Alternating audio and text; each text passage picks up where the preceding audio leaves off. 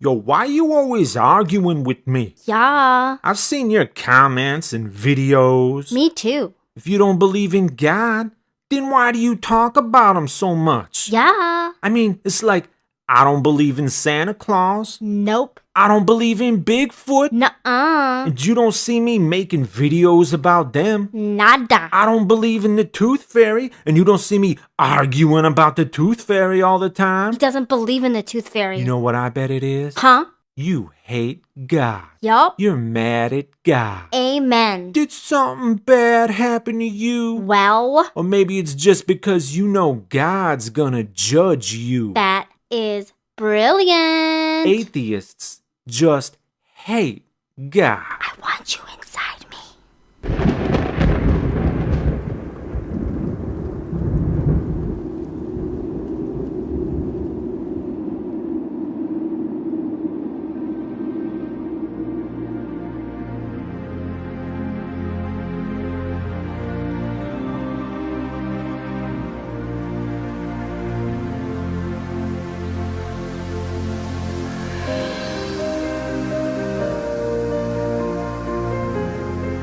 As nature reclaims abandoned American homes, as our infrastructure crumbles and our science standards fall behind, 4,000 new tax-exempt churches spring up in America every year, not for the Tooth Fairy, but for this so-called God.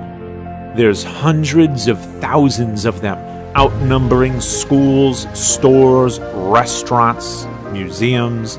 These churches fill my neighbors' heads with notions of God, a God who's everywhere all at once, but they have to go to the church to give him money. Curious. And then they come knocking on my door with their book, waking me up every weekend, not to tell me about the Tooth Fairy, but to tell me about God, to tell me how broken and unworthy I am. If all this were done in the name of the Tooth Fairy, might you have something to say about it? The book of this supposed God is the best-selling book of all time, not because people want to read it, but because it gets pushed upon everybody. Under every pew, shoved in every hotel room drawer, given freely to children, grasped in the sweaty grip of every preacher on the street corner with his bullhorn, waxing poetic about my impending torture. There it is, written by people no different than you, telling us how and what to believe. And they're not talking about the Tooth Fairy, but if they were, might you have something to say about it? You say America was built upon Christian values, not Tooth Fairy values, and few politicians are considered electable without an obligatory "God bless America," no different than it appears upon countless billboards and bumper stickers placating the masses who need you to be like them, unlike Tooth Fairies.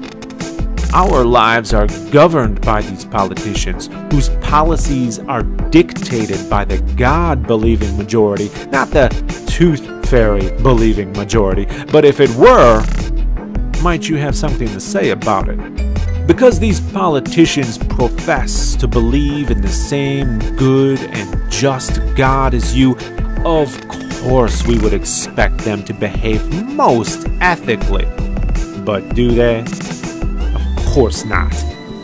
Despite that, it's the non-believers who aren't trusted.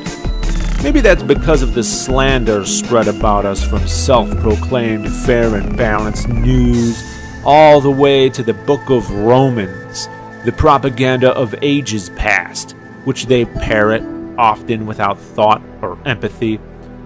Or maybe it's because we dare to object. Is that really so outlandish? After all, if the situation were reversed, might you have something to say about it? Now, I could give countless examples of impositions that might cause me to talk about a God I don't believe in, but in the end, what if it simply interests me, as it did Epicurus, who lived centuries before Jesus?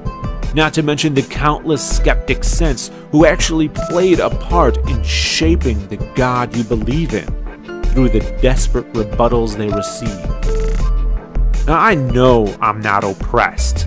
I'm no victim. Maybe that's because I choose not to be. But as I see many Christians crying about their persecution simply because they can't be the even greater imposition they want to be, I can't help but shake my head and wonder how in the world they would cope with an extra mile in my shoes. Believer, I don't talk about God because I know He exists. I talk about God because I know you exist.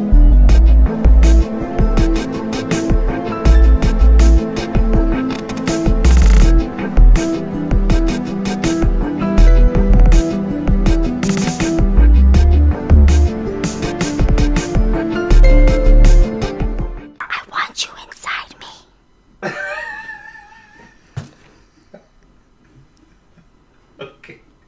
Okay, can you do me a favor? Go to